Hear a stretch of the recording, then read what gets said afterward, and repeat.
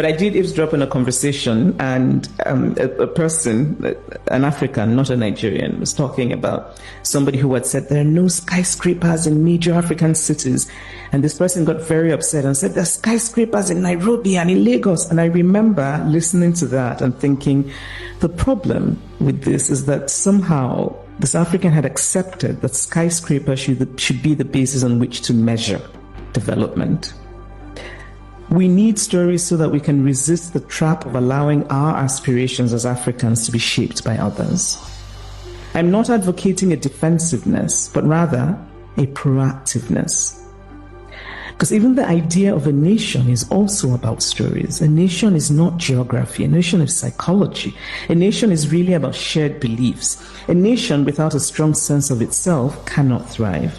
And so we need stories in order to know ourselves. So at book events, I can always tell who is studying African literature from their questions because of their insistence on everything being post-colonial, and because of the realization that characters in African novels are not likely to be conceived as sources of delight, or that they're too often seen as characters to whom bad colonial things happened. Bad colonial things did happen, indeed, are still happening.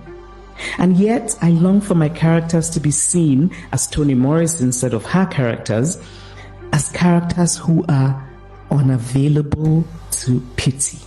This tendency to read African literature as anthropology or as political allegory fills me with a kind of wistful resentment. I have discovered that part of being an African writer in the world is to be expected also to be an activist.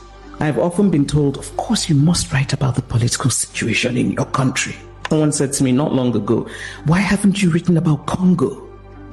And what I did not say to that well-meaning person was, because actually I want to lie in bed and read poetry. Because this is true, I do want often to lie in bed and read poetry. But at the same time, I do also often write about the political situation in my country. I recently wrote a public letter about the Nigerian elections, because I wanted to tell the story of what happened. And telling the story of what happened has become important in a world so eager to deny and distort even recent history. Voice of Africa by Africans.